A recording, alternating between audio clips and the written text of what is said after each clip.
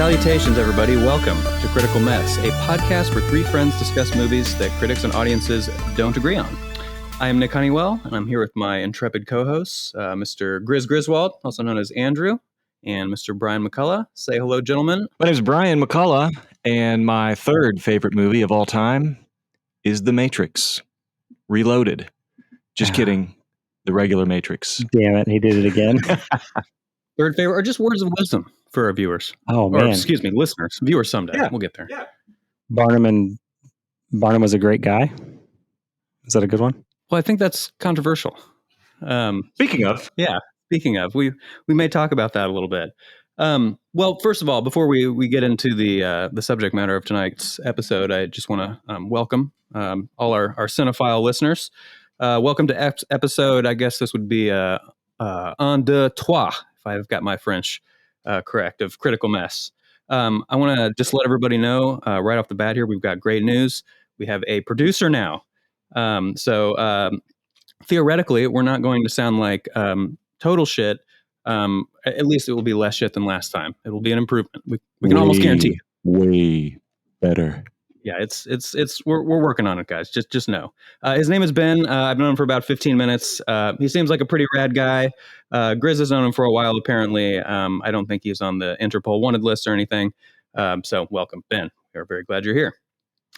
So a brief caveat before we jump in to the movie this week. There will be many spoilers. I'm going to say that every week, but I just want to let everyone know you have been warned. It'll be full of spoilers tonight.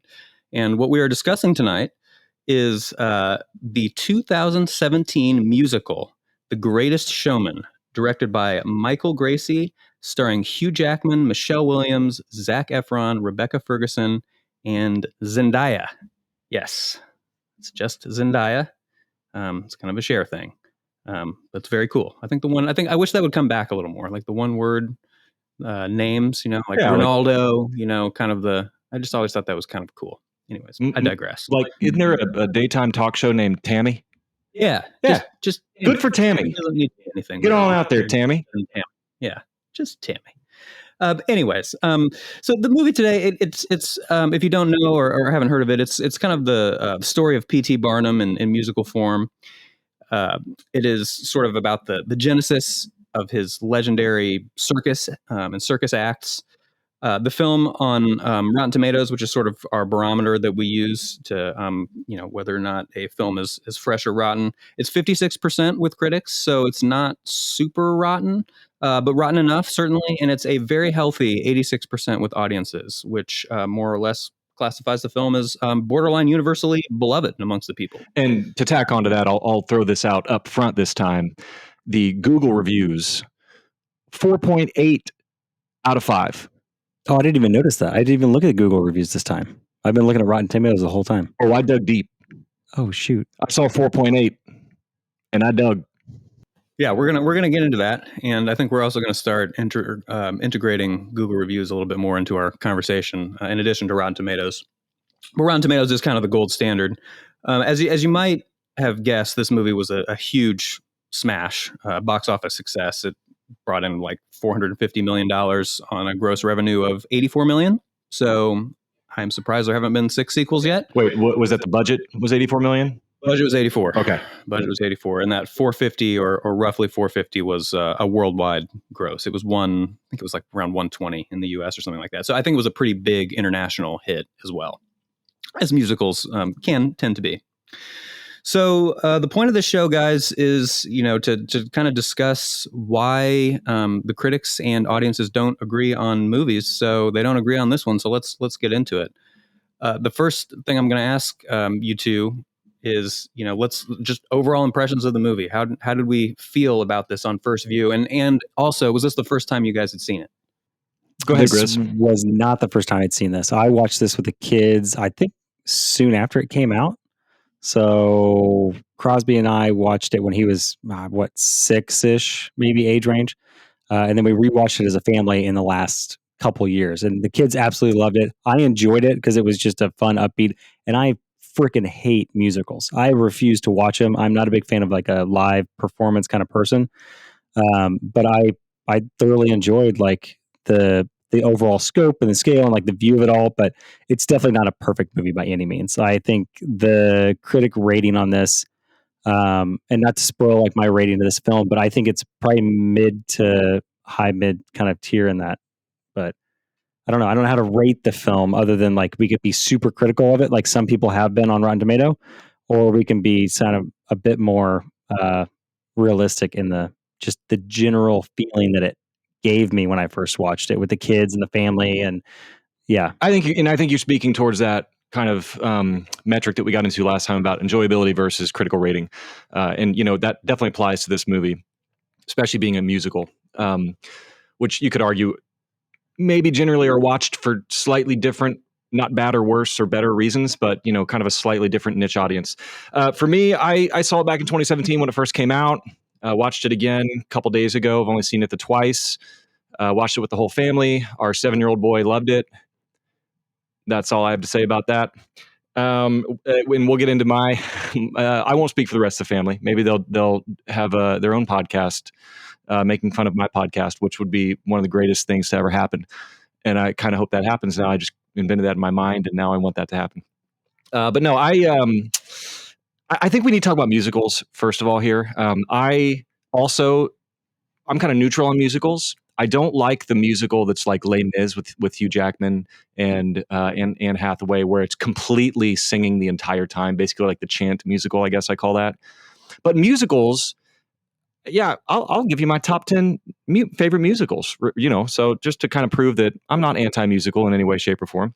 I'm just proud that you can name 10. I don't know if I can name 2. It took me. I spent a good 20 minutes today. Okay, recollecting. That makes you feel better then. Yeah. For me, it's The Sound of Music, it's The Music Man, and then it's a hard stop. Okay. Well, maybe this will change your mind. Honorable mentions: White Christmas, The Nightmare Before Christmas, Monty Python's The Meaning of Life. That almost made it into my top 10. And then I had I saw this on a musical list, but you guys tell me if this is a musical. I saw 8 Mile on a list of best musicals of all time. Would you call 8 Mile a musical? Never seen it. Proud to say it. Oh my God. What? I thought for sure you were going to be like, oh, that's amazing. Never seen it. That didn't sound like you. Sorry, but wow. No offense taken. Yeah. You just threw me off. Okay, I'm anyway. impressed. Top 10 musicals. Number 10, Mary Poppins. Yeah. Oh, yeah. Yeah. Mary Poppins is a great movie. I'll give you that. Number 9, The Lion King. Had a huge effect on me in my formative years. Musical too. All right. I told you I was going to get you. All right. Okay. Number 8, Labyrinth. Love Labyrinth. Yeah. Decent. Number 7, The Little Mermaid. First movie I saw in theaters when I was 7 years old in 1989. Pause, because I don't know if I ever put together that a lot of these Disney movies were actually musicals. Oh yeah. And I never put that together. I don't know why it took me until now. I don't know if it's the animated versus real life thing. I think we get pigeonholed into sort of the whole like Mamma Mia, Chicago, La La Land, that's where I get modern stuck. musicals, live action, but musicals is a bigger category than that. Number 6, Singing in the Rain, great one.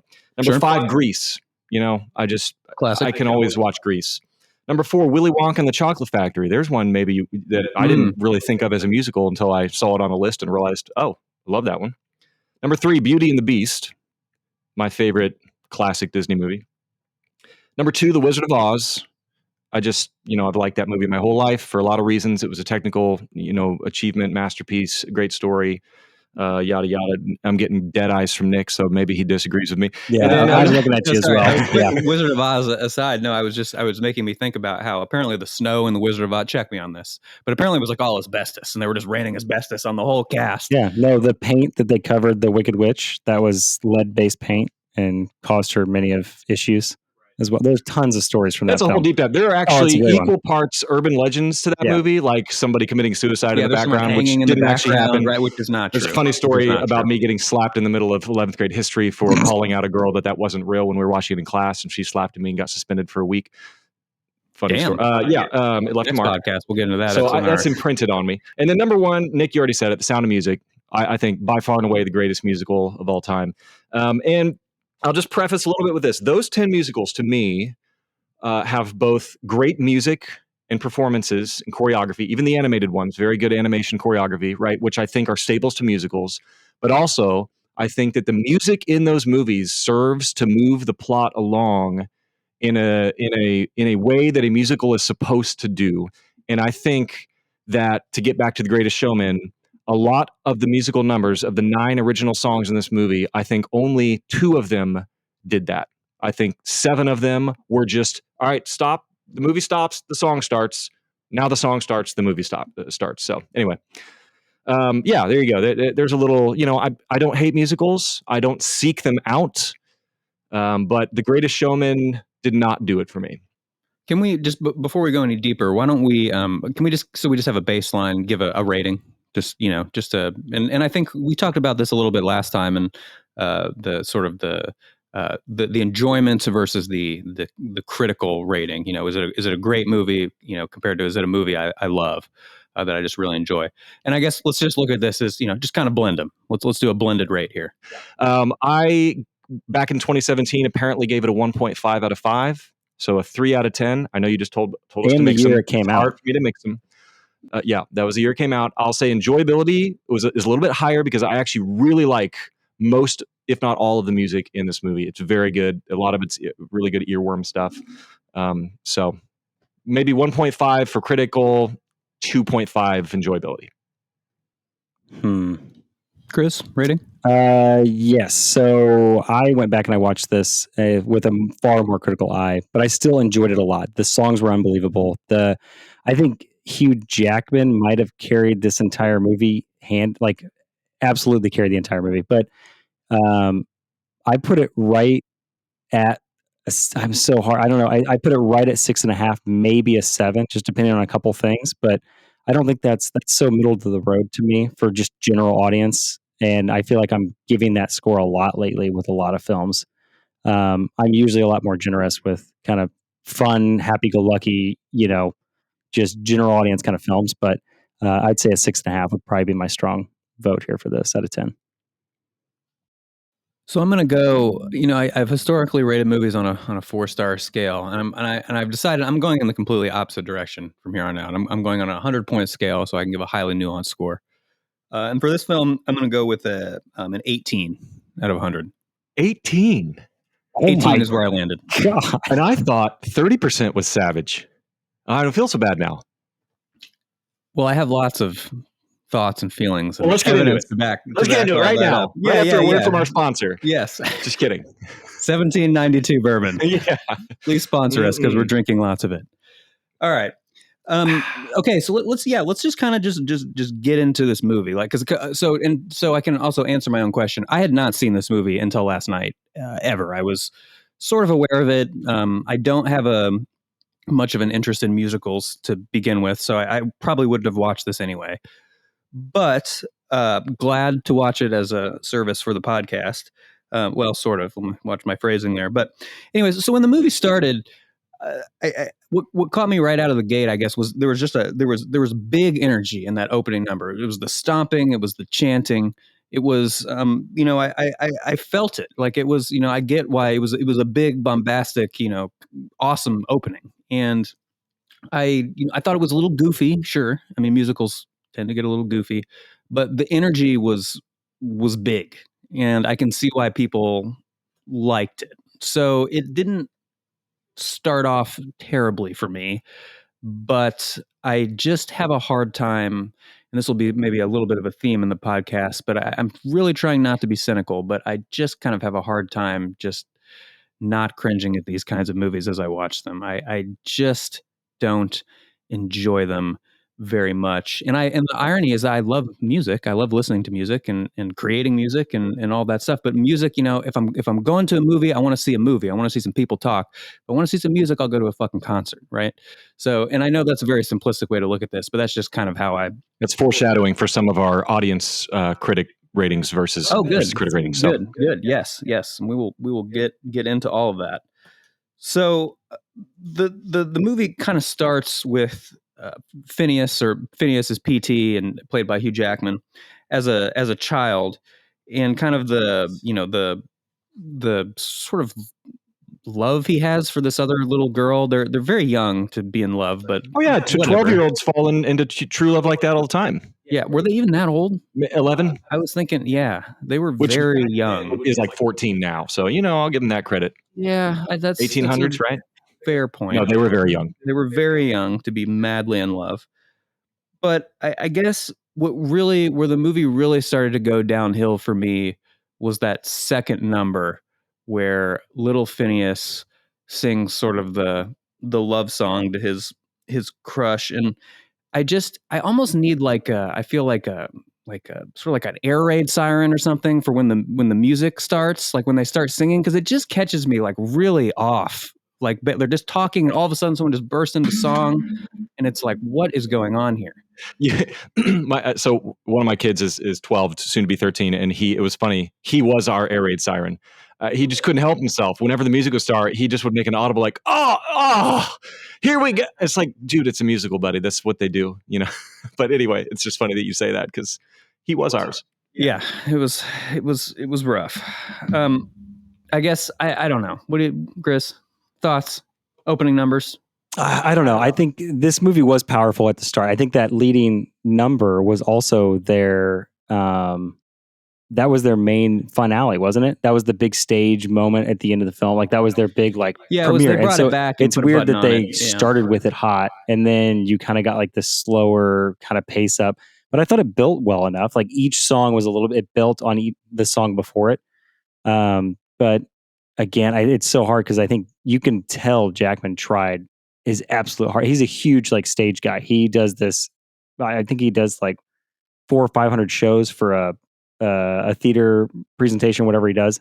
But he does this, and you can tell he's a natural at it. No one else was a natural at this. I think you could tell from the get-go, and I think I only led by just watching him as the main character, and I think that helped me get through this film a lot faster or a lot better because I knew he was the main character and that's what was my main focus. If I looked away by any moment or any other character, you could tell it fell off the rails. Would you agree that Hugh Jackman is either in his theater mode or his acting mode? I think he's absolutely in his theater mode here. I think he is. And what I'm saying is I don't know if he can do both at the same time. I think his acting chops were not used at all in this movie. His performance, theatrical, stage chops were. And did you guys see Logan? Yeah. That came out the year before, maybe? Yeah. Just look at how Hugh Jackman was used in that film versus this. And I'm not trying to compare the films. They're totally different films. But that's one where he performs. And then you look at The Greatest Showman, and he's just got this silly, like smug smirk on his face the entire time. And there's not any nuance in his So I had read a review that the reshoots for this movie, that some of the comments about the negativity behind some of the acting, they came back with reshoots and they brought on the director or producer from Logan to help push the movie a little bit further. Oh, weird. And I thought that was, I found a couple extra tidbits after that, but the review was talking in depth about how they had pulled him in for those reshoots. And I think it was because of that. You can obviously tell as soon as he goes into the acting moments. I don't know if it was the dialogue or if he read it. I would love to see those internet videos where they're just like quick snippets of the acting plus the screenplay, like the actual writing that goes along with the character, like just to see that comparison, to see how much he just read from page or how much he actually improvised or used his own energy for it. But so real quick, not to jump the shark here, but to at least drop this in before we get too down in the weeds, seeing as how we want to analyze the way that people received this movie, critics and audiences alike, and the fact that this is kind of a special case in which it is a musical. So you have sort of a built-in fan base of musicals, people that probably will go see almost any musical that comes out because there aren't that many. So I guess if we're looking at it from that perspective, and like Nick said, we're trying not to be too cynical.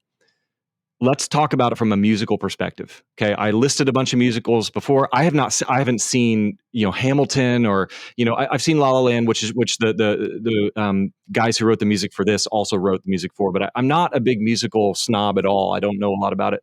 But just coming at it from that perspective, with your musical lens, what do you guys think?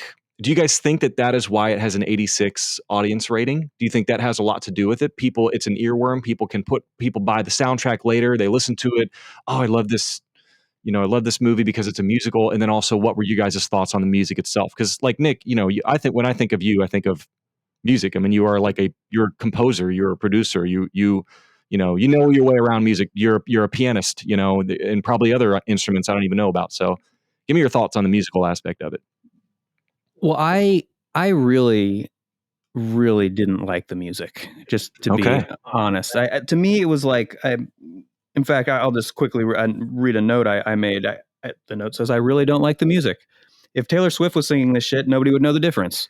I just felt like it was kind of, the music felt just very poppy and kind of Very poppy. contrived to me. It didn't feel like timeless. We kind of talked about last week with Bad Boys 2. It was very much a movie that was kind of its time.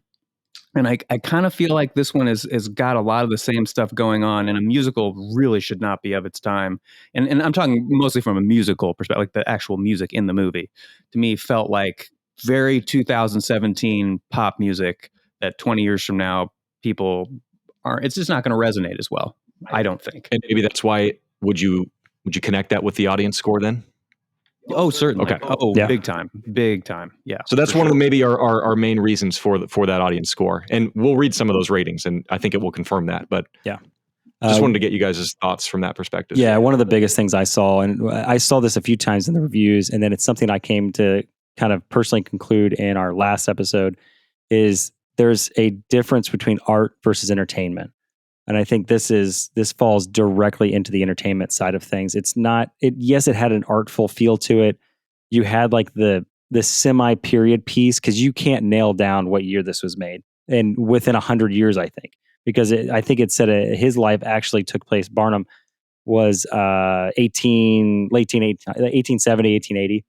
So I think with that time frame, there's lights, stage lights. There's different music, like there's different buildings and architecture and vehicles. There's all kinds of stuff that happened in this film, and so you're looking at that from a lens that, is this strictly something that they went after as a stylistic choice to not go? They went far more poppy with the music. They wanted to hit a general audience. I think their goal was to hit more of a general audience. I don't think they were going for an art house, film by any means. You can make a musical and not go to the art house crowd, and it still be a really nuanced absolutely. and good story. But I mean, I don't know how many there are. I think you named off, a handful that I can named a shit recognize ton of and them just people now. know. Yeah. So I don't know if there's it's so hard. I just look at it from art versus entertainment standpoint. And I look at this as just strictly entertainment. It was enjoyable. It had like that fun, energetic kind of musician, but at the same time, Nick, you just spoke on the whole idea that it felt poppy. It felt far more, it didn't feel of the time. It felt more 2017 or 2020-ish. Like it just felt like something that Taylor Swift would make now versus something that you would make to grab an audience from that era and kind of give that grain to it. But well, I'll go ahead and give my round out our thoughts since I asked the question. My answer is, again, I think that critics, generally speaking, watch all movies. They don't say, well, I'm not going to watch that movie because I don't like dramas, or I'm not going to watch that movie because I don't like horror movies. I mean, a critic is a critic is a critic. They're, generally speaking, they're not seeking out certain genres, right? This is a musical. So the critics are not going to necessarily skew towards the musical fan base. Some critics are musical fans, some aren't. I think that they should be agnostic of that when they review the movie. Not everyone is, but that's the idea. Audiences, however, people generally watch movies that they seek out, unless they are trying to be critics like us and watching it for another reason rather than their own enjoyment. So of course, audiences are going to skew towards the musical fan base. And right there, you just have a natural explanation of the difference in the two. I think it's just a niche. I don't know if that's the right word, genre. And, audiences just flocked to it.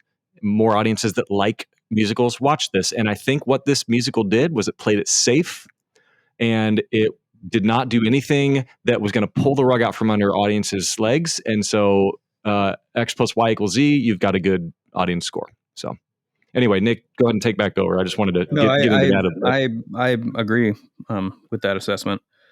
I want to bring up a couple things, maybe a couple reasons why critics might not have liked this movie, because I think a couple of these things vibe with why I didn't like this movie. One thing, this is kind of a little thing, but it really rubbed me the wrong way. And that was kind of how during the musical numbers, when the actors were singing, it was just very clearly lip synced. And I guess is like natural, like is organic sound, like is it just too hard to do? I mean, they do it in a theater on stage. Well, I mean, I understand that would be a nightmare, I guess. I believe I'm just, Les Hugh Jackman Mis. can sing, but Rebecca Ferguson did not do any of her singing. Yeah, that no. entire ballad on stage was a studio session musician. She did not sing any of that. yeah, and it totally looked like it. Yeah, and it looked like, and to me, it looked like nobody was singing their real voice. I mean, it just looked. It is not. off. It's not typical for a film to match the music up to the actual scene. So they lip sync, and there's usually a small speaker playing the sound in the background, and they'll lip sync or they'll sing out loud, real shittily, while they're just screaming and yelling at each other. I think Italy. I yeah, like that's shittily, a like the word. great. So I think Les Mis might have been the only one that I might have to fact check this, but I vaguely remember them saying that they shot that in live. They actually recorded those voices in this, like in the stages and in the places that they actually shot. But that is not a typical thing that they do with musicals, from what I understand. Yeah, I wouldn't think so. They could have just done a better job. It just took me right out of it. I was just like, this person's clearly not singing. Another thing that really bothered me, sort of a technical thing, was I just thought the CGI was really bad. For 2017, it was terrible. Bad Boys 2 had way better CGI from 2003 than this movie could ever hope to have. What was worse, the animals or the little person? Oh, just did you see the scene where he goes up on the bar and sits on the top hat? Yes. It looked like something I could make. No, I saw the opening scene with him jumping on the horse and he flies up there and then he's running around shooting the guns. It was awful. All of the scenes with him.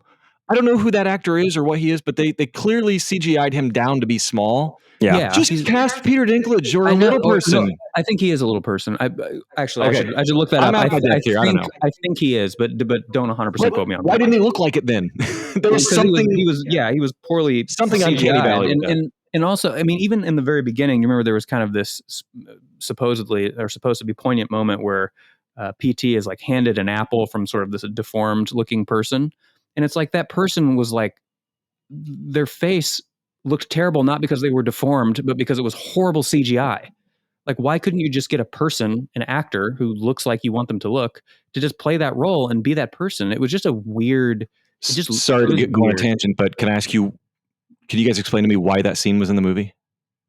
The apple scene? Yeah.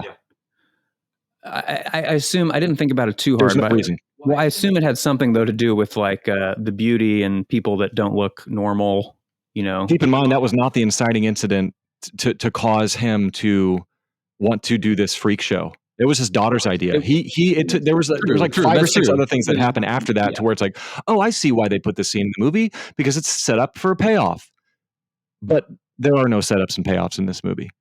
And that was a case of not one of them. That was a case of, oh, it's a setup, no payoff. Anyway, continue with your CGI. All right. What's next? Yeah, it was rough. Do you remember when once again it was the combination of the little person riding the horse, shooting the guns? That was probably the most egregious. Yeah, that's what mine was. It was just awful. It was the opening scene for him to have his like hero moment, and it just looked so bad. I think all the animals were CG. For the most part, I think almost all of them were CGI, but they looked awful. They were like, you could see weird shadows and their legs were always floating and like just strange stuff like that. But every time I watched that, you look at like the set dressings and the sets they had, like the matte paintings in the background, like some of that stuff was unbelievable. The matte paintings up on the top of the roof at the beginning when they're sort of dancing. I love the fact that was very clearly a matte painting, and I thought that was a really great stylistic choice. Yeah, I have to say the cinematography was actually very good in this film. Like the way they cut through scenes, and I couldn't tell if they were morph cuts or if they were actually on stage theater practice, where as you pan down and everybody's changing the scene in the background quickly and then they pan back up. Because there were a couple scenes in the bar where they're in the bar, they're doing the scene, him, Efron, and Hugh Jackman are singing back and forth for him joining the club. And he goes and they zoom down on the floor of the bar, and then they zoom back up and you see the whole circus in the background. I thought like stuff like that was just and that points to maybe why the CGI was that bad, because everything, the set decoration is so immersive that all of a sudden you get the CGI and it really takes you out of it that much more. So maybe that speaks to how good the rest of that production design was. Yeah, they took a lot of stylistic approaches to a lot of things. And I immediately, as soon as you see Hugh Jackman on screen, I don't know if this is a thing of maybe 5-6 years ago. I remember it being a thing in video editing. when reviewing footage, and people wanted to throw a soft filter over people's faces just to get rid of blemishes, and it looked like the whole film was shot that way. The entire thing, like it didn't look like heavy makeup. It looked like someone just CG'd every single face on the planet. So It had a strange smoothness to it. Another reason why I didn't like this movie was, and Brian, I think you alluded to this a little bit earlier, but just a lot of what I thought was going to be interesting sort of exposition was just totally left out. Like the museum, right? It just like pops up and it's done. There's not even like 30 seconds of him like getting all of that cool shit together, or, or thinking about what he's going to do. It's just like, bam, it's there. And I get it's a musical. We can't get into all that, but I just felt like we just went from like A to F to Q. That's funny that you said that, because I had in my notes, this is a point A to point B instant movie. Yeah. There are so many times where you literally just jump to a reality with no explanation or setup. It doesn't earn it. And now that's just the new reality. And, I can give a lot of examples. I mean, that's one of them. There's a lot of times where people just do things almost just because that's what the director felt like he wanted to do at that moment. Like the screenplay was missing. There was no screenplay. It was just like, here's what we're doing next. There are things that don't make sense. Hugh Jackman, when he comes back to get his wife, Michelle Williams, at the end, and they have this big fight and everything, and nothing changes, but she's brooding on the coast, and he goes and he stands next to her and says 2 sentences, and now they're perfectly happily ever after again. Completely unearned. Another one is Bennett, the critic. This critic is the bane of his existence. Just cannot stand the circus. Rails him in the papers. And then the place burns down, and now for no reason other than just like sentimentality, Bennett sits down next to him and he goes, I let's see, I wrote it down here. He says something like, he goes, it's your circus is a celebration of humanity. Well, what changed to make him say that? The place burnt down. That's the only thing that changed. Why would the critic suddenly change? You know what I mean? There's so many instances of where somebody just completely changes and is in a new reality without any setup. So I'm glad that you said that, because that was one of my 4 main complaints of the movie. And I called it point A to point B. I feel like I put it on the category of is very contrived. Very, very contrived movie. So that we've hit on one. Good. We've hit on one of my 4 points. Continue, Nick. Or Grizz, if you want to defend any of that. I actually won't defend any of that. I do definitely agree with the point A to B. Like they just solved problems almost immediately. And I wanted you, right when we got down here, I wanted to have the movie on in the background after closing in on the 3rd act, because I felt like the last act was tying up a bunch of tiny little story plots, but it was with that exact same idea where they were just start one, stop one, come up with an idea and then solve it immediately. And it didn't click to me until just now that's kind of why I watched that last half in the background just now, just to see. And I think that's something that personally takes me out of it, but a lot of people probably can just take that because it's cathartic. It's like, oh, good, we've kind of made it through the suffering. We just kind of, everything's happy now. And I get that. If you're not wanting to work at your movie, or if you just don't like that, that's fine. Like personally for me, I can look past the bad CGI. That actually did not take me out of it. I don't mind bad CGI. I'd rather it not be there. But I did not knock this movie or take any points off for the CGI. It was more of an aside. So, it just depends on what takes you out of the immersion, I think.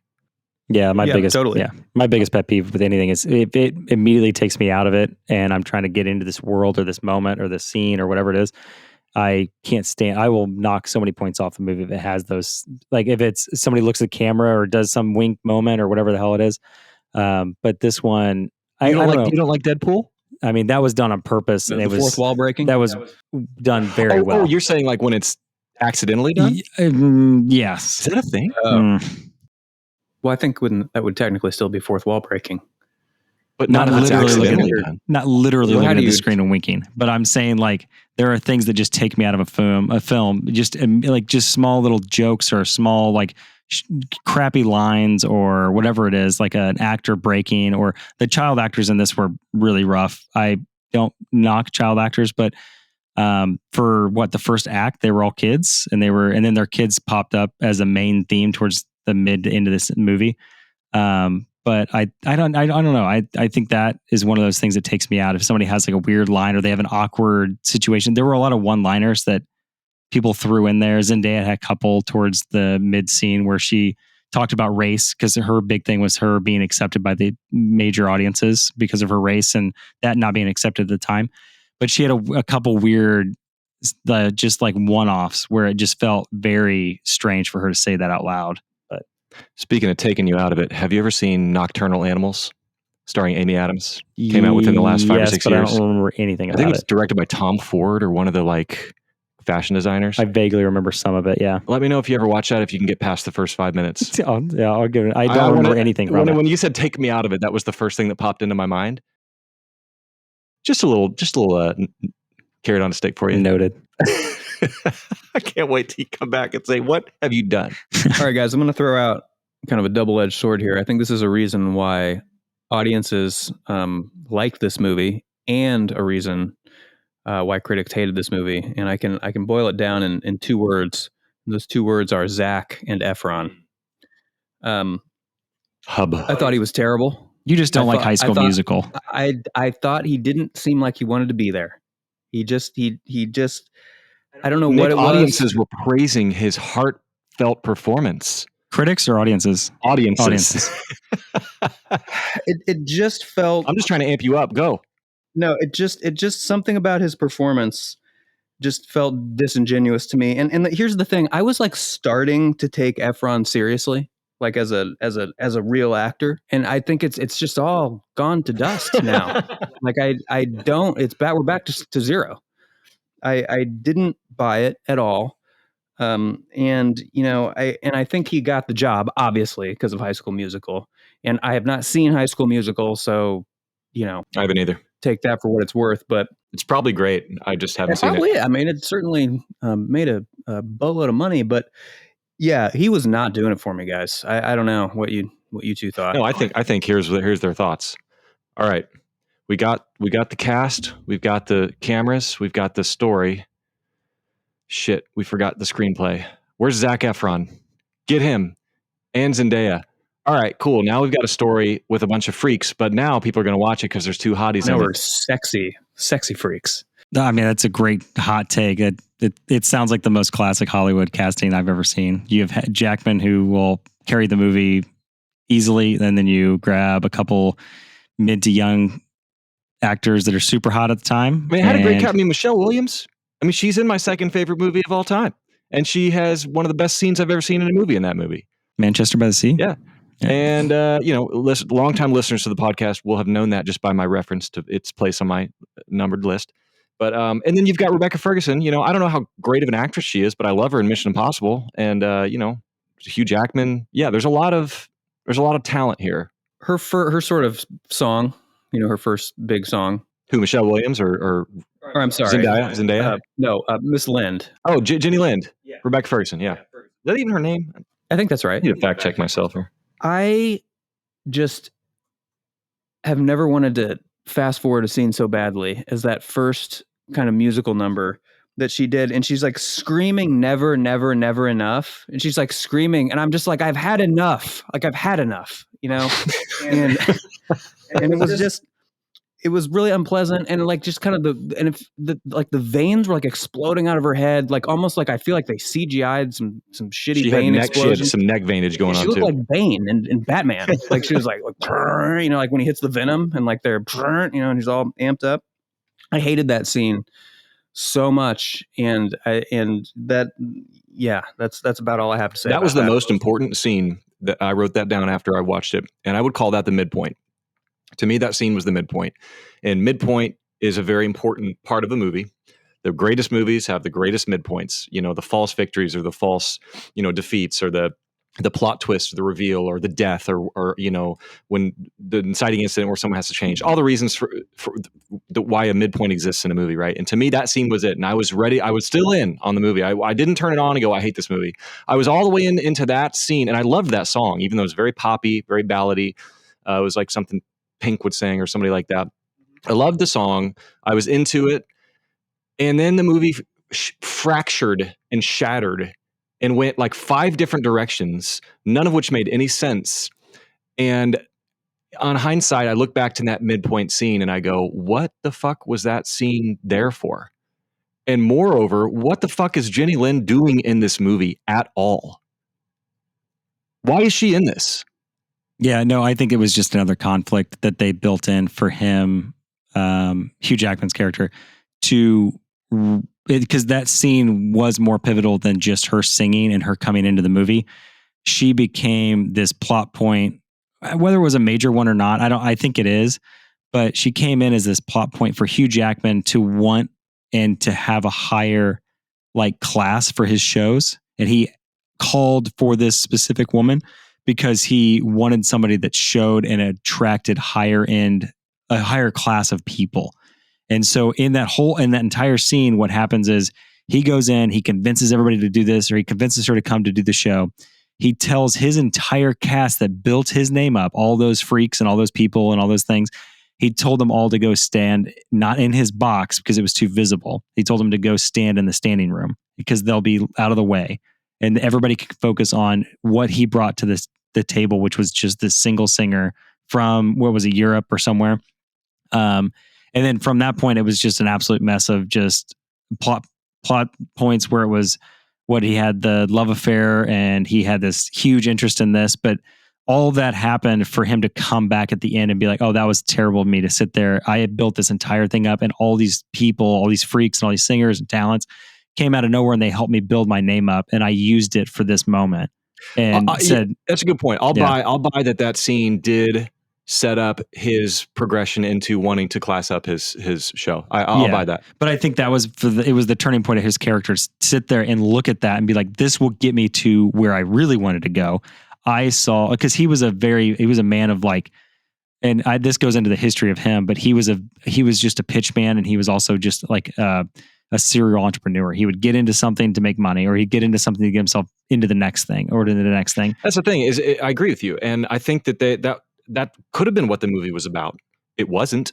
It was about 4 or 5 different things. It did not have a singular focus at all. Yeah. But if that's what the movie was about, then that makes sense. I think they could have done it in a way that didn't pigeonhole this Jenny Lin character in, who's a fictional, or who's a historical figure who bears no resemblance or relation in any way to how she was presented here in this movie. So why even use the historical figure? You know what I mean? Yeah. Just create a fictional character. But why does she even get mixed up in everything? You know, it's like her entire existence in this movie culminates to a misunderstanding, which is one of my least favorite tropes in a movie. The photo of her kissing him that, you know, leads to the whole misunderstanding and his wife almost leaving him. You know, that's what the whole thing culminates into, something that's annoying. So, but I like what you're saying about it being there for Barnum. Every time I think about like plot points to this film, all the ones I think about or I see all do come back to that ultimate. He's like this serial. He's this guy. He's always after something, or he's always after the next big thing. And he's using one thing to lead to the next, to the next, to the next. And I think that's what, every time I think of a scene or I think of a moment, it all does slightly. Sometimes it just goes off the rails, but it slightly comes back to him. There were a lot of side stories. They could have had something on their hands if they would have just stuck to that instead. If they would have just stuck to the basic love story with Zac Efron and Zendaya in there. And I know this is loosely based off of. This has zero historical document. Like, this is not a historical film by any means.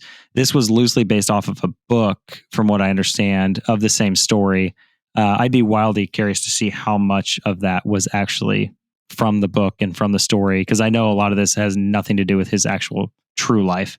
One thing before we just let this go that I just wanted to touch on quickly, just a little nuance to that Miss Lind sort of her big number, her first big number. And I don't know if you guys caught this, but did you guys see at the very end of that scene how when the music stopped, right? And you know, they kind of had this trope throughout the film where like the audience clapping is like, it's quiet, right? It's like this muted audience or whatever, and whatever, it's fine. But kind of like as the audience kind of roar comes back after the quietness, her head like snaps around and looks at Hugh Jackman, and like a really freaky, like one of those like, I don't know what the term is, when like the stop or the you know, when it's like, you know, a 1,000 frames per second and it's like, you know, and it's just kind of like you've got like this really abrupt, kind of strange looking. She looked like Linda Blair in like The Exorcist. The way she just like whipped her head around and like looked at Hugh Jackman. It was just really creepy. Did you guys notice this? I did not. Okay, like seriously, like it really kind of bothered me. It was like a kind of like a.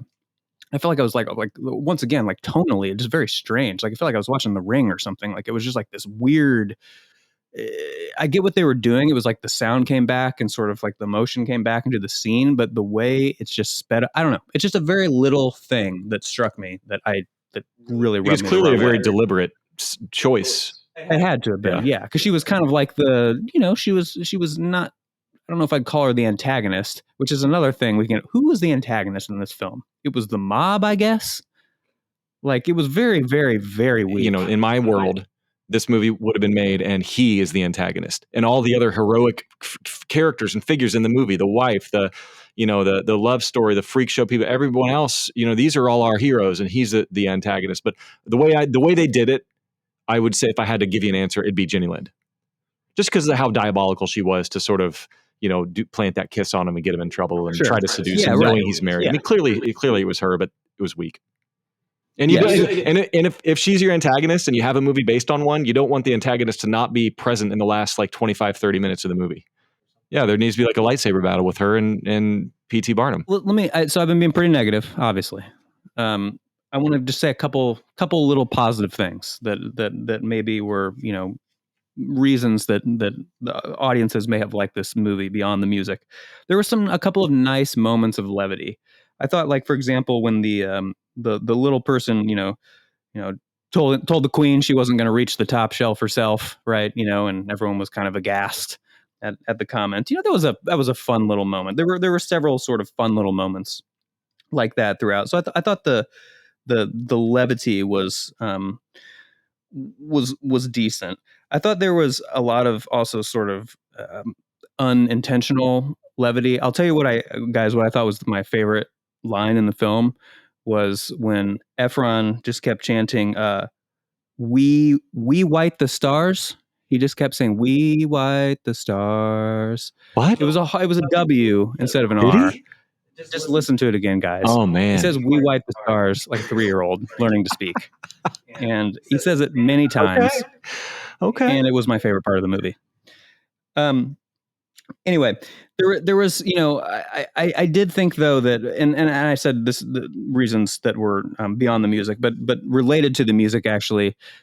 I guess I would just kind of point out that there was something when you watch a movie like this that has so much music and so much stomping and so much choreography.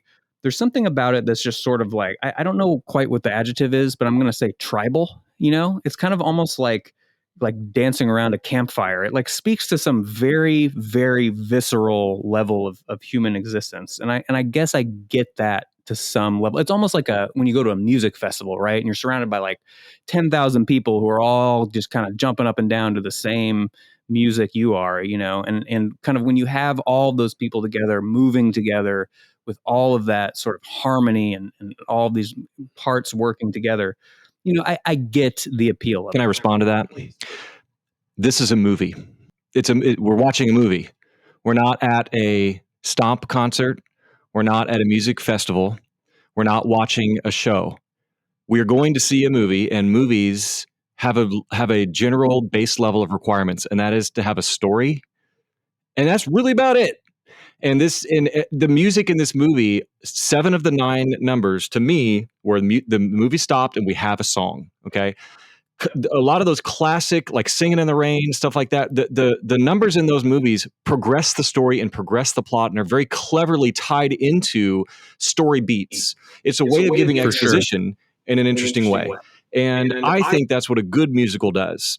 And I think the only 2 songs in this that did it were 2 songs that only featured 2 people each. And I think that's because the choreographer just couldn't handle 58 people. It was the one in the bar. I can't remember the name of that one. I wrote them both down here. Yeah, here we go. So it was the one in the bar to the other side, and then Rewrite the Stars was Zac Efron and Zendaya when they were in it. Sorry, We White the Stars? Okay, so is that where you were hearing what?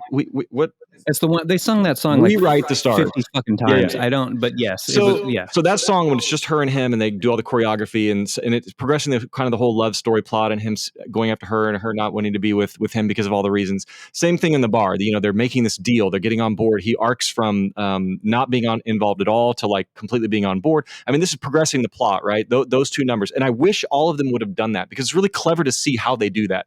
He's pouring the shots, and he's declining them, and then they're drinking together, and it's just like it interweaves with the story.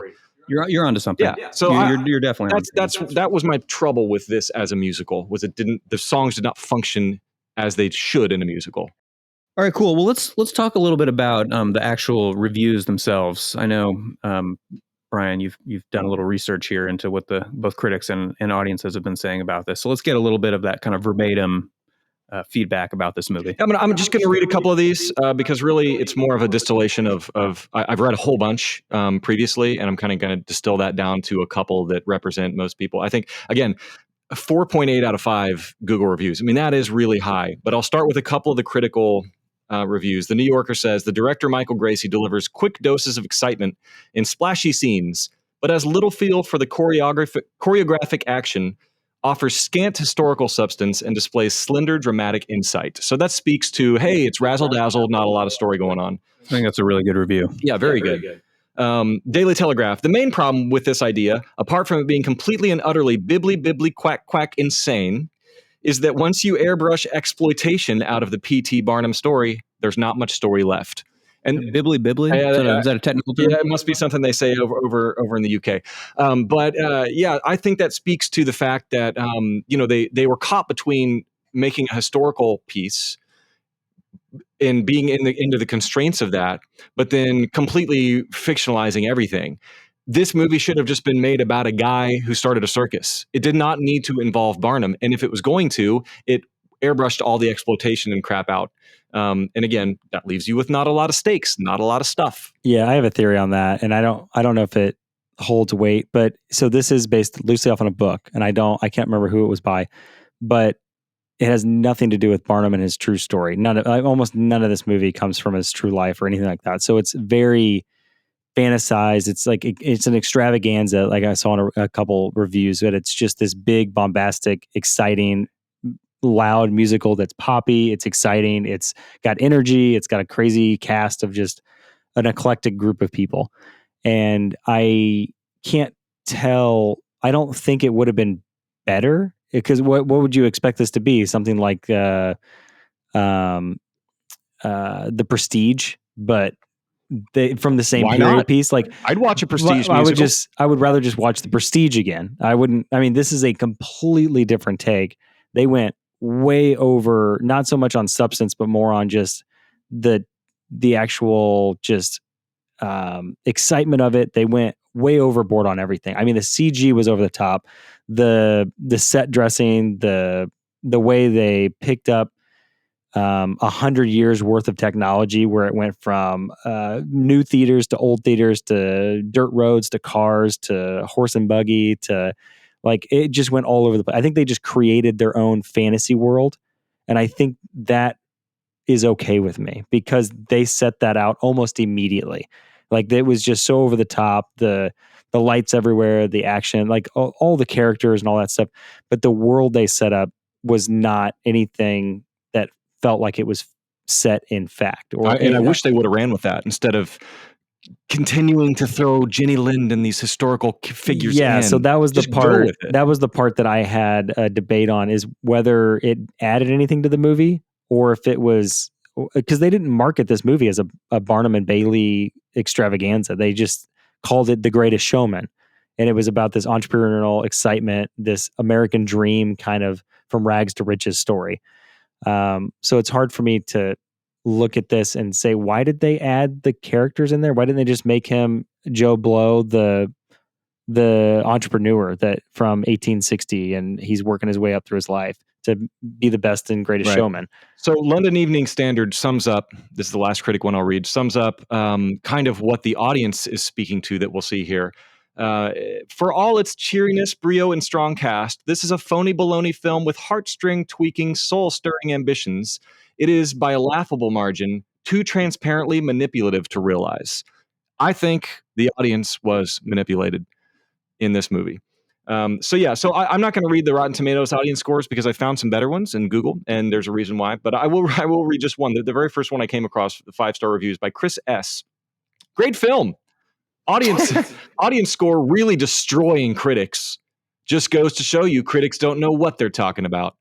So his review of this movie was to pit the audience score in a fight against the critic score and proclaim victory and say that critics don't know what they're talking about. That Chris S., you got to keep an eye on him. Chris, you're a mad lad. Was he in the last review we just did? No. They're all pretty generic like that. But here's what I like, guys, and this is what I want to get your take on. I feel like I can make fun of the audience as a whole because everyone thinks, well, I'm not them. I like this movie for good reasons, but there are a lot of idiots out there, okay? And I like that Google reviews tells me how many people found these reviews helpful, right? So I found the reviews that had the most amount of liked, people saying that I found this review helpful. So I'll start. Man, gosh, these are so. I'm just gonna. Maybe we'll just do one, okay? Jack Meller, okay, ladies and gentlemen, calling them out. 99 people found this review helpful. Okay, that's a lot. That's 99 different people reading this and interacting with it, which means there are thousands that probably read it. Okay, I really love this movie. It is so good. A very great movie. The Greatest Showman is the greatest movie for me. I really love it. Got a lot of great parts. Awesome, very good actors. Hugh Jackman, Zac Efron, and Zendaya are the popular people that I know of really well. They are great, amazing people in this movie, and everything they are in for the ones I don't know and haven't seen them in anything else in, like Keala Settle, Ziv Zalfman, Lauren Alfred, Daniel Everidge, everything. Michelle Williams, and all the other actors. Guys, I'm not messing up reading this. I'm literally reading verbatim this review that 99 people found helpful.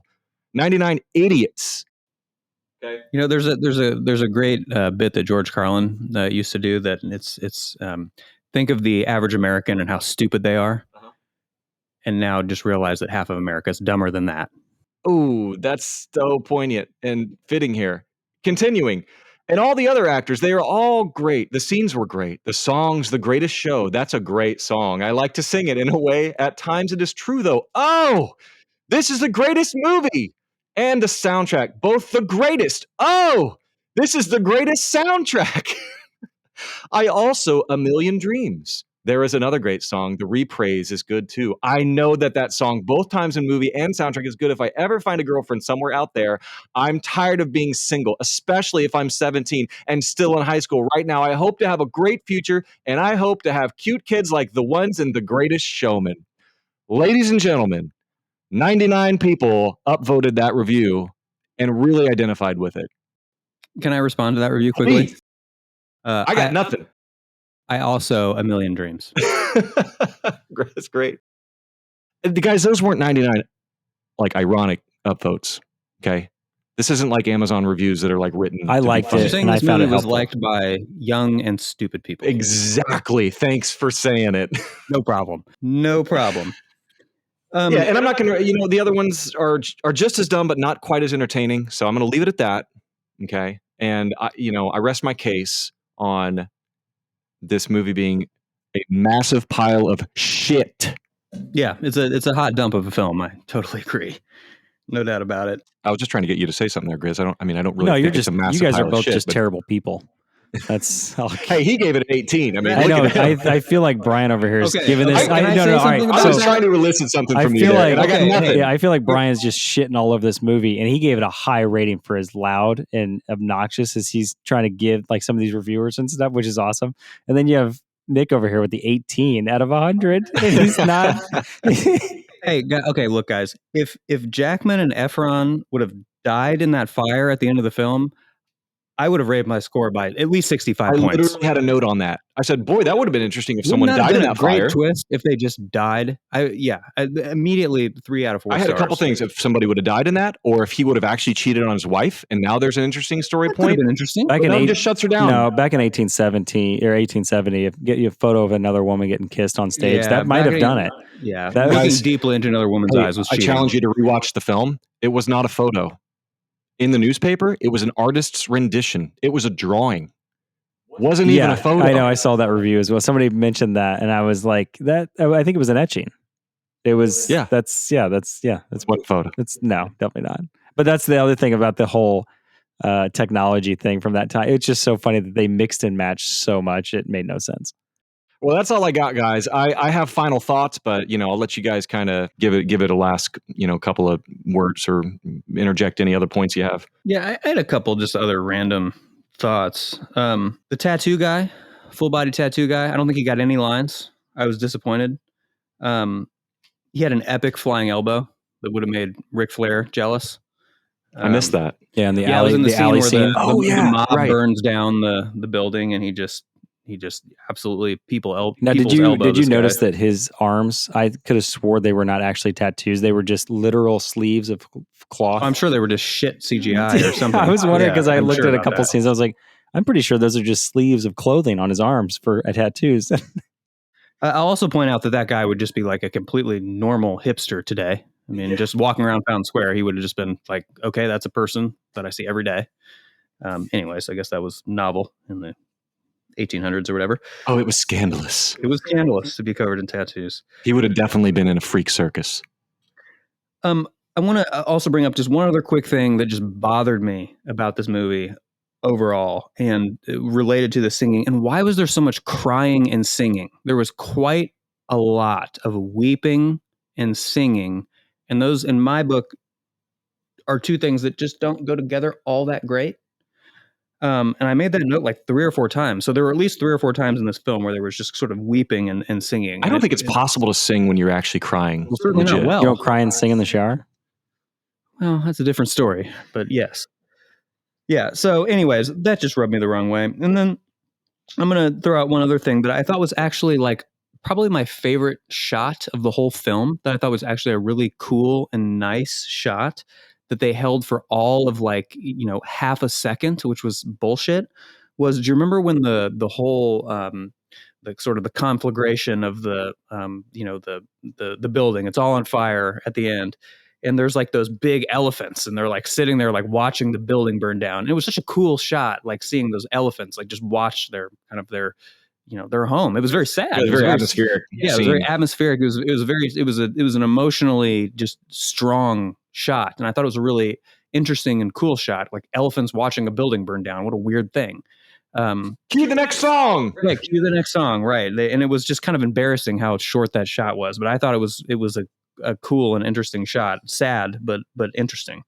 So, anyways, there were little moments in this movie that I tried to appreciate overall. And then I guess I know we want to get to final thoughts here. I want to just bring up one other thing though, and there's a quote towards the end of this movie. We talked about the critic a little bit, right? Who was kind of sort of an antagonist, I guess, in a way, but he was a very minor character.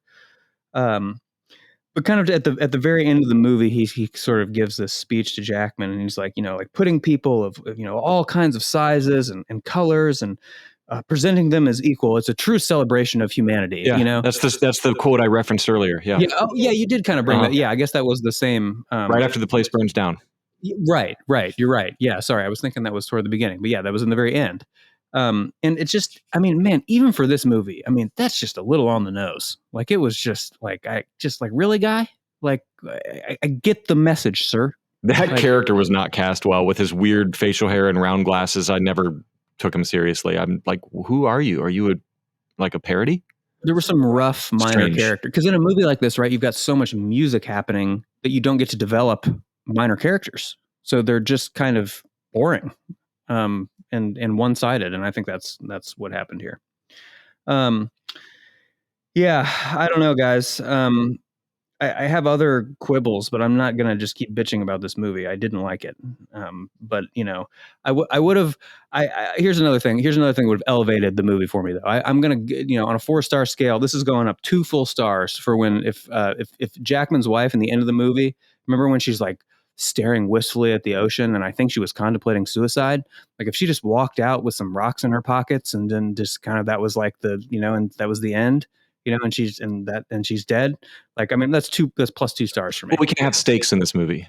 Right. You're right. So you're right. Which is Sorry. odd for a wishful Disney thinking. movie for sure. Yeah. Yeah. So, anyways, death would have really made this movie a lot better for me, but we didn't get any dying, despite giant fires. I mean, no one. Come on, we couldn't lose anybody in this film. Somebody died, right? Yeah, the Werewolf Man or something like that. Somebody, just give me somebody. The werewolf. Give man. me some. The tall guy. He couldn't get. He was very slow. He couldn't get out in time. He's only living to 38 anyway. Kill him. No, I think the only thing that I can take away from this, I just thought it was enjoyable. I can turn my brain off a little bit more than you guys, I think, and I just enjoy the movie. Overall, I thought it was fun. It was energetic. A couple of the songs were great, and then a handful were just fine. They were just smashed into the film itself. But there was a moment when Jackman was talking to that critic, and he said back to him, a theater critic that can't find joy in the theater, which I thought was interesting because that feels on topic for what we're talking about. And you guys are critics that just can't find the small bits of joy in the movie. I mean, I don't know if you guys found anything enjoyable in it. I found the music enjoyable. I love the music. So you named a couple songs. That probably explains my 30% over Nick's 18%. Yeah.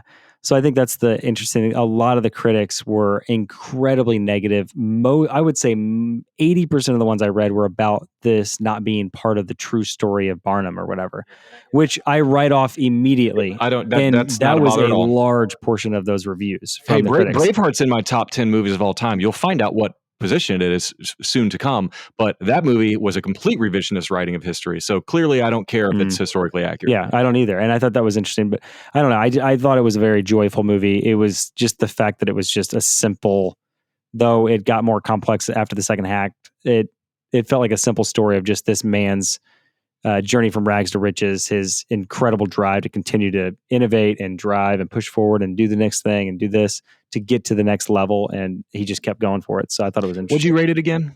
6.5 out of 10. What'd you rate Hook? I don't remember. I wrote it down. I'll have to look. I think it was, oh gosh, I don't know. Was it 6.5? You no, son of a bitch. I don't know. It might have been. Well, so Grizz, I'm kidding. You can rate anything you want. I just want to say quickly, Grizz, that I very much respect that take right there, and kind of part of me really wishes I could get there, and that kind of idea of that the critic said, can't find joy in the theater. Yeah, I might struggle with that a little bit, especially with a musical. I was actually having this conversation the other day. I would gladly go to a play as long as there's not 10 fucking songs. Like, I don't like when they all break out into song. I like a story. I like people talking, and like I said, if I want to go to a concert to listen to music, I'll do that. I get some people like both at the same time. I'm not one of those people. I don't necessarily think that you struggle finding joy as much as maybe you think you do, because you loved Bad Boys too. And I think that you were able to, and I'm not saying this in a bad way, turn your brain off and enjoy that movie. And I was not able to do that. So I definitely struggle with that. And that's really interesting you say that. And I think the reason why is because in Bad Boys 2, like, I had a lot of fun. I laughed. I thought there were, as we went over the last time, there was really good chemistry between the two main characters. There were good jokes. There was a lot of levity. And I didn't have that in this movie. I didn't laugh. I laughed ironically often. We white. Yes. We whiting the stars. But I didn't, there was almost no, maybe that scene with the queen, notwithstanding, with the little person kind of making that funny joke. I think I had a little chuckle there. That scene notwithstanding, I don't think there was kind of one genuine moment of sort of laughter and joy for me when I watched this. Well, I'll give you sort of my final thoughts here. First of all, I got to give a shout out. My wife had a couple of poignant kind of responses as we were watching it. One thing she said: everything in this movie is either happy or sad. There's no in between. I thought that was interesting. Not a lot of nuance. She also said it's more of a hodgepodge of events than an actual story. And I think that kind of speaks to my sort of, there was no screenplay for this. And then she also said, I think this might have been right, I couldn't stand looking at the bearded lady. And it wasn't because of the beard. And I kind of get where she's coming from with that. Just put it away. Okay. Just cover, it's too much in my face. All right. That's just what she said. I don't know. Maybe. No, I agree with her. And I mean, it's not like razors weren't like a thing back then. 1870s. Yeah, I'd say so. She could have just shaved. I know. That's what's funny about, she was kind of outcast her entire life by her parents. Right. No, she just has to cover it up with that laundry sheet. It would have made more sense if she owned her beard. I would have bought that if she would have owned up to it. I'm the bearded lady, and I'm proud of it. She was ashamed of it. Makes no sense. Anyway, we're back to splitting hairs again. I had a lot of other thoughts about the whole Freaks, group, all of them, how they just kind of gelled and turned into this family with like no conflict or infighting, and it was a very strange like entity that they became without any setup. That was another one of those A to B plot points that just boom. So yeah, my final thoughts on this. I said I had kind of 4 big things. We've touched on all of them, but again, the movie's very erratic. It's not singular in its focus. It's very contrived, point A to point B. Makes no sense, and the musical numbers were mostly pointless, save 2 of them. And then it just felt very safe. It felt very boring.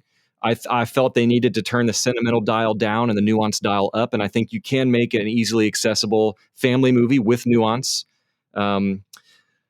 I kept almost latching onto a character, and then the movie would switch focused on another character. So it just Also was not true. singular in its focus.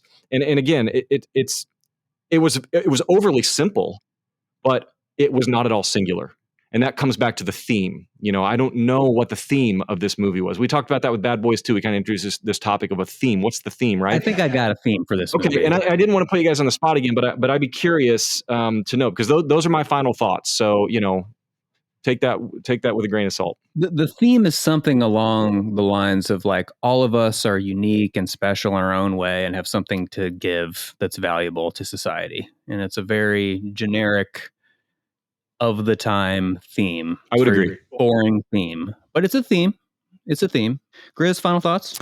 Oh, I think your guys' takes are terrible, but I thought you already gave your final thoughts. I did give my final thoughts, but no, I think overall, right. I did enjoy the movie. I think partially maybe because I watched it with the kids for the first time. They enjoyed it a ton. We listened to the soundtrack a decent amount after we watched the film. So there is a connection there, some type of nostalgia, if you will. But it's definitely not a perfect movie by any means. I think I'm able to turn off a little bit more brain just to enjoy it. I think it was visually interesting. It had just enough of a theme and a story and like the drive of the guy as an entrepreneur on startup kind of thing. I resonate with that. I think it's interesting. But overall, I enjoyed it though. Yeah, sorry, Grizz, final thoughts. Final thoughts. The 1792 is, it's and my final thought is that this is what you're going to get when the screenwriter is the director of Twilight 4 parts 1 and 2. It just all came together right there. We just said that this whole time. Yes, we saved ourselves an hour and a half. Dang, kind of an important fact.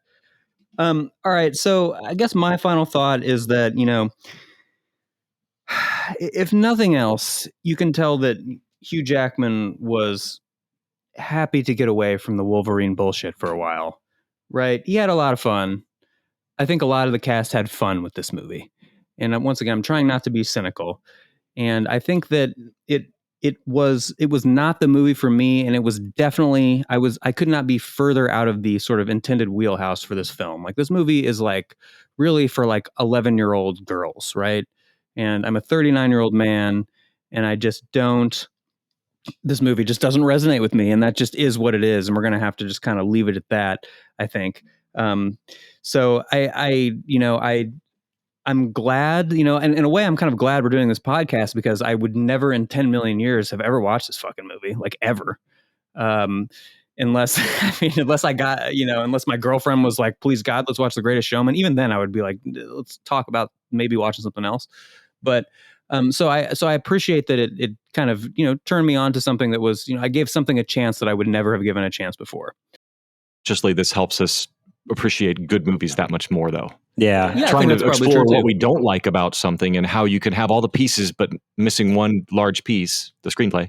Yeah, and big piece. I feel like our next film might have to be from our short list of because we have a giant running list of movies that we're going to look at in the future.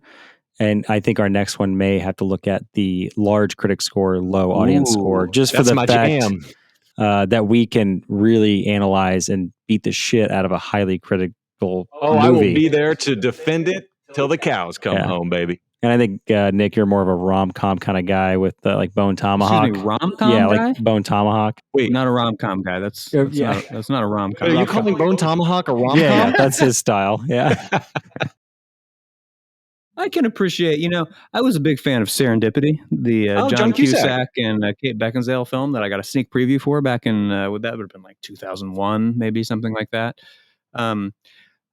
It was a terrible film, but Kate Beckinsale is just an absolute 10 out of 10. She was a hottie. Especially at that time, that British accent. And John Cusack, man, I mean, come on. Yeah, it was, I think my friend Ben at the time put Kate Beckinsale's performance in one word, intoxicating. And that's how I felt about her. But that's perhaps a debate. So you were a big for fan another of Pearl episode. Harbor too, then, huh? I was a big fan of the song that Team America did about Pearl Harbor. If you guys have seen that film, which which is probably a little bit controversial these days, given the climate. But nonetheless, perhaps we'll talk about that in a future episode. All right, guys. Well, I have very much enjoyed our discussion tonight. I hope you guys have enjoyed it too. Next week, or in a couple weeks probably, we'll be back with another discussion about another movie that audiences and critics don't agree on. So thank you all. If you made it this far, God bless you. Thank you for listening to us ramble for a while. We really appreciate you listening, and we hope you'll come back next time. Thanks, everybody. See you Later.